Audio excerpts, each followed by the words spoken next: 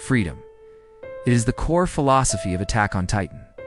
From the very first episode, we're introduced to a boy who looks at the massive walls surrounding his home and sees nothing but a giant cage.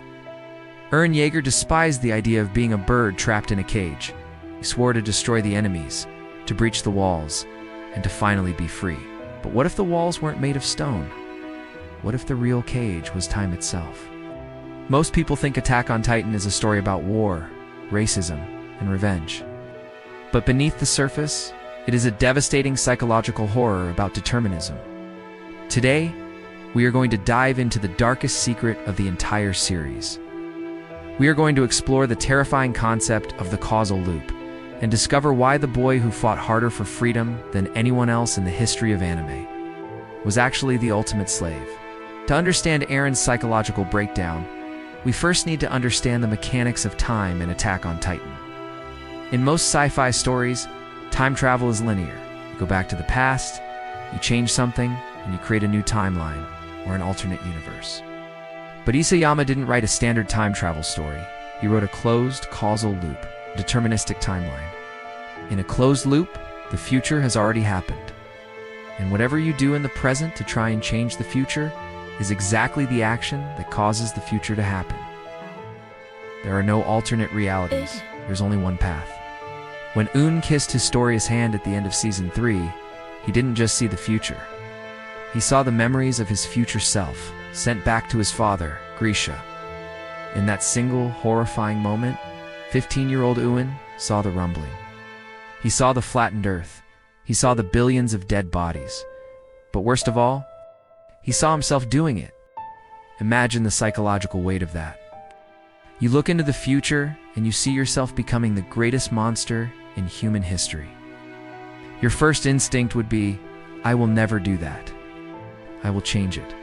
But as the years went on, every choice Eren made, every path he took to avoid the rumbling, only pushed him closer to it. From Season 4 onwards, we see a completely different Eren. The fiery, passionate boy is gone, replaced by a cold, calculating, and depressed man. The audience thought he had simply matured. But from a psychological standpoint, Eren was experiencing severe dissociation. He was living in a nightmare of his own making. He was walking through a predetermined script. When Eren goes to Marley and meets the little boy Ramsey, he breaks down in tears. This is the moment the psychological dam bursts. He cries and apologizes to a boy who is still perfectly safe. Why? Because Eren knows he is going to crush this boy to death. Eren asks himself, if I know I am going to do this, why can't I stop? This is the paradox of determinism. Does Eren start the rumbling because the future dictates it? Or does the future dictate it because it is deeply rooted in Eren's true nature? Deep down, a dark, suppressed part of Eren wanted to wipe the world away. When he realized the outside world wasn't the empty, glowing lands from Armin's book, but rather a world full of humans who hated him, he was disappointed. He was trapped not just by time, but by his own psychological flaws. He is a prisoner of his own dark desires. The screen goes completely black. Just the sound of Carla Jaeger, Eren's mother, screaming. Then, show the path sequence where Eren and Zeke are watching Grisha. But the true horror of the time loop wasn't just knowing the future. It was the manipulation of the past. To guarantee the future happens, the past must remain intact. Everything must lead to this exact moment. Which brings us to the darkest, most traumatic revelation in the entire story. The day the colossal titan broke Wall Maria. The day the smiling titan ignored Berthold, walked straight towards Eren's house, and ate his mother Carla Jaeger. For years we believed this was a tragic accident of war, a defining trauma that motivated Eren to wipe out all titans. But in the final chapters, the terrifying truth is revealed. Through the power of the founding titan, which connects all Eldians across past, present, and future, it was Eren who controlled the smiling titan. He redirected it away from Berthold, knowing it would go straight to his own home. Eren Jaeger murdered his own mother. Why? Because if his mother didn't die that day, the young Eren wouldn't have been consumed by the burning hatred required to move forward. He wouldn't have gained the strength to eventually start the rumbling. To achieve his warped version of freedom, adult Eren had to psychologically break his younger self. He had to orchestrate his own childhood trauma, is the author of his own suffering. He is the victim, The perpetrator, the hero, and the villain, all trapped in one unbreakable loop.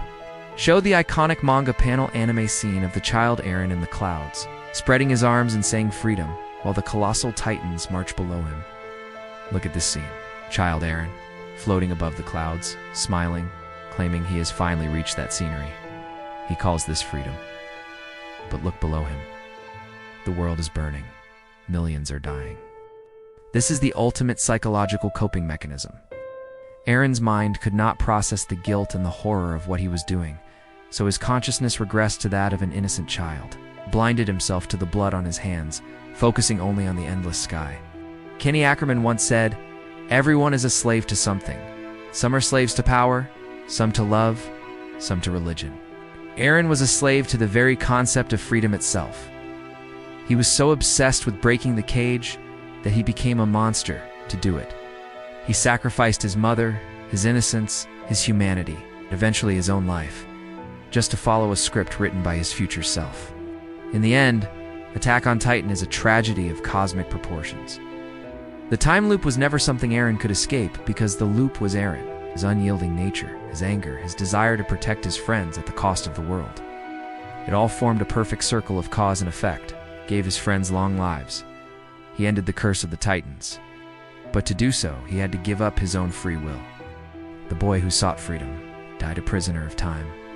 What do you think? If Eren never kissed Historia's hand, if he never saw the future, would he still have done the rumbling? Or was he always destined to destroy the world? Let me know your psychological theories in the comments. Thank you so much for watching this deep dive. Don't forget to like, subscribe, and share this video with other Attack on Titan fans. Until next time, keep moving forward.